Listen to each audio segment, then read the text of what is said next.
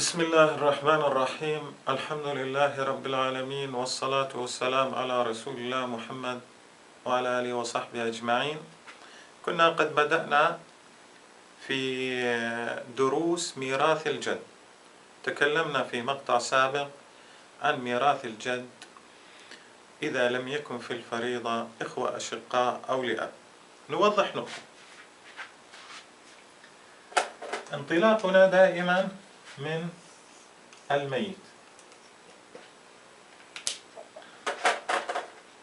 فالميت له أب،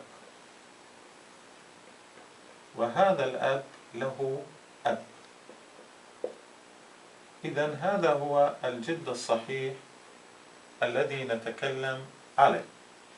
الميت له 3 أنواع من الإخوة. له إخوة أشقاء ذكور وإناث، وله إخوة لأب، وله إخوة لأم. فهذا الميت له أب وأم، فإخوته الأشقاء هو إخوة الميت من أبيه وأمه بني الأعيان. إخوة الميت لأب إخوته من أبيه بني العلات.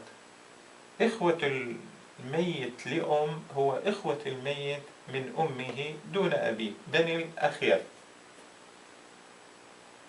إذن هؤلاء أمهم واحدة وأباؤهم شتى، هؤلاء أبوهم واحد وأمهاتهم شتى، هؤلاء الإخوة الأشقاء أبيهم وأمهم واحدة. ميراث الجد كان كالتالي: لا يوجد في الفريضة إخوة، فالجد الصحيح عاملناه كالأب تماما عند فقده، أعطيناه حالات الأب 3 وزدنا حالة الحجب إذا كان الأب موجود يحجب الجد. إذا وجد في الفريضة إخوة لأم، الجد الصحيح هذا يحجبهم بالإجماع في المذاهب ال4. إذا بقي السؤال: لو اجتمعوا الإخوة الأشقاء والإخوة لأب مع الجد الصحيح في الفريضة فما العمل؟ العمل جاءت المعضلة كون أن هذا الجد الصحيح يدلي بالأب إلى الميت. الإخوة الأشقاء يدلون بالأب إلى الميت، وكذلك الإخوة لأب يدلون بالأب. هؤلاء أبناء هذا، وهذا أبيه. جاءت من هنا مشكلة معالجة ميراث الجد إذا اجتمع من الإخوة.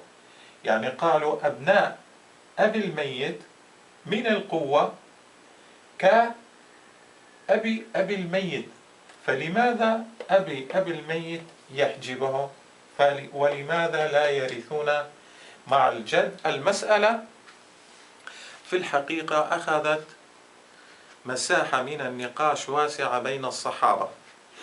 في خلافة أبي بكر الصديق رضي الله عنه كانت المسألة محسومة. مذهب أبو بكر الصديق والكثير من الصحابة كانوا يقولون أن الجد الصحيح هذا أب إذا فقد الأب، ويعاملونه معاملة الآباء. لا يوجد في الكتب ما يوحي بخلاف ذلك في زمن أبي بكر الصديق. في زمن عمر بن الخطاب رضي الله عنه طرأت أمور على هذه المسألة، فاختلف الصحابة إلى قسمين: قسم بقي على مذهب أبي بكر الصديق، والقسم الآخر ذهب إلى توريث الإخوة الأشقاء أو لأب مع الجد الصحيح. ممن ذهب إلى هذا الرأي زيد بن ثابت رضي الله عنه، وعلي بن أبي طالب، وعبد الله بن أبي مسعود، وغيرهم كثير. تابعهم على هذا الأمر الجمهور الشافعي والمالكي والحنبلي، بقي أبو حنيفة على مذهب أبي بكر الصديق. طبعا استدل أصحاب المذهبين بأمور كثيرة من القرآن الكريم والسنة النبوية لتأييد مذهبه. يعني ذهب أبو حنيفة ومن تابعه بالأخذ بالأدلة هذه، فاعتبروا مثلا أن الآباء وردوا في القرآن، أن الأجداد وردوا في القرآن بخطاب الآباء: ملة أبيكم إبراهيم يا بني آدم أبوهما صالحا.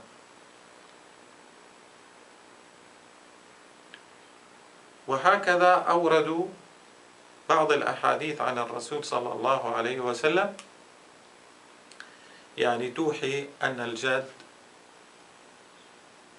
أب إذا فقد الأب، يعني قالوا إنه الكلالة من ليس له ولد ولا والد، فاستدلوا أن الجد هو والد، فيحجب الإخوة لأم ويحجب الإخوة الأشقاء والإخوة لأب كالأب، لأن الأب متفق عليه يعني يحجبهم. ردوا عليهم أصحاب المذاهب الأخرى بأدلة أخرى، يعني قالوا أن لأبناء الأب هذا نفس القوة التي للجد الصحيح، لأنهم يدلون بالأب إلى الميت، فلما يحجبهم؟ ودائما أن الابن أقرب لأبيه من والده. المهم هذه المسألة كانت مسألة عويصة، حتى أن سيدنا عمر بن الخطاب قال: من أراد أن يقتحم جهنم فليقضي بين الجد والإخوة.